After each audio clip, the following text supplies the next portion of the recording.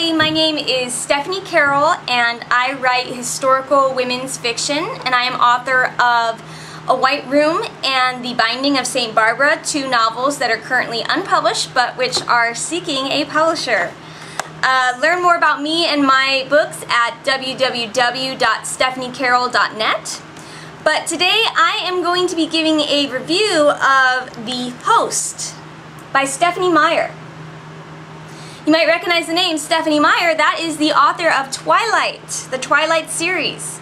But Stephenie Meyer doesn't only write Twilight books. She has another book called The Host. And The Host is science fiction, and it appears to me to be adult fiction, not young adult. Mainly because the main character is not a young adult, but I'm sure young adults could read this book and enjoy it just fine, but I don't think it's geared only towards them. I just finished reading this book. This might not look like a book.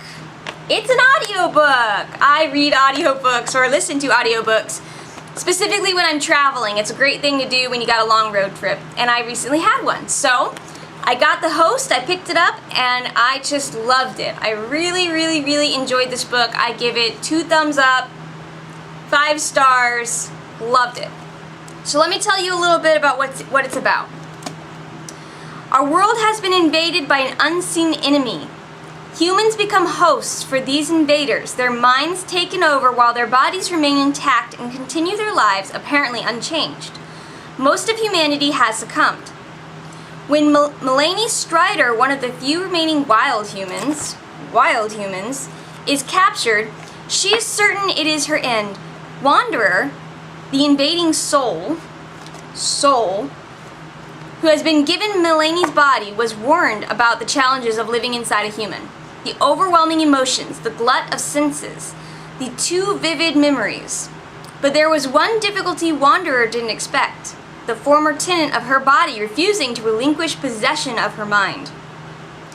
Wanderer probes Melanie's thoughts, hoping to discover the whereabouts of the remaining human resistance. Instead, Melanie fills Wanderer's mind with visions of the man Melanie loves, Jared, a human who still lives in hiding. Unable to separate himself from her body's desires, Wanderer begins to yearn for a man she has been tasked with exposing. When outside forces make Wanderer and Melanie unwilling allies, they set off on a dangerous and uncertain search for the man they both love.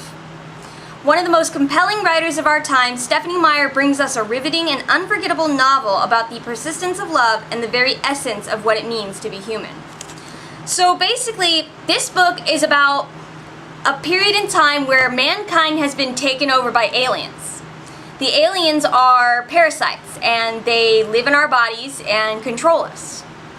Usually, and these parasites don't just live on Earth. They have control over a whole bunch of different planets. I think they say it's like 9 or 10.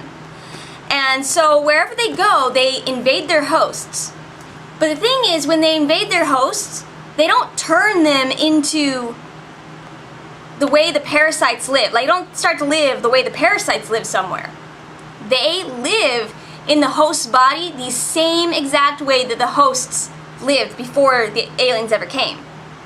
So, and they treat it like a cultural experience almost. Like, they actually travel to different planets and experience it. Like, they come to Earth and they want to experience things that Earthlings do. They want to dress the same way, they want to watch TV, they want to, go to the park and work and do all these things. But the difference is that the hosts are completely communist, peaceful beings. So once they take over a planet, and this is how they rationalize taking over a planet, because they don't believe in violence, they rationalize it by taking over planets that have barbaric tendencies. So the hosts the souls, that's what they call themselves on Earth, the souls, instead of parasites, they talk about Earth the way that it used to be when it was controlled by the humans as just horrible. They couldn't believe that murder was something that went on, unchecked, and they couldn't believe that wars existed, things like that. They're like, oh, they're so barbaric to kill themselves, to kill each other. And it's really interesting, and by the way, the back cover doesn't explain. This entire story is told from the perspective of a parasite, from the soul called Wanderer. She is our main POV. point of view. And so we get to see her perspective about coming to Earth and living in a human body. The thing, though, is that the human body she's been given is one of the rebels, one of the last remaining humans who have, been hiding from the parasites. And something that the souls explain is that all the ones who rebelled, the people who knew what was going to happen to them if they got taken over by a parasite, they are the ones that are really hard because they tend to fight back. All the other humans that didn't know what was happening, that didn't know they were going to be taken over by a parasite, their consciousness just seems to disappear. And the souls basically consider them gone. They're dead. They don't think of them as being trapped inside their own bodies. And whether they are or aren't is unclear in the beginning of the book. It becomes clear later. So, but they say that the ones who do know it's going to happen, their consciousness may remain and fight back. And there has even been cases where the host has started to take back its body. So they put Wanderer in this body, in the body of a rebel, because they want her to probe her memories. Because the souls, whoever's bodies they take, they get all their memories. Everything, every single memory they've experienced, they get it. And they almost in a way become that person because they have all their memories. And a lot of times they'll even take their names, they'll keep their husbands. The husbands would be like, also taken by a soul. And, stay in their houses. They just do everything that these people did. They just are basically taking over the consciousness but not changing anything else. So she has the host's memories. And the host is named Mulaney. And her task when they put her in there is not just to live in the host, but also to probe her memories to give the seekers, which are kind of like the police of the host, of the souls, to give the seekers information about where other rebels are living. But her host has some control and she's kind of fighting back. And she locks up her memories so that the soul can't get to that information. But instead, she starts giving her flashes of memories of the man that she loves and her baby brother who she wants to take care of and get to. And by doing that, she starts to actually affect the soul. And the soul falls in love with these people too.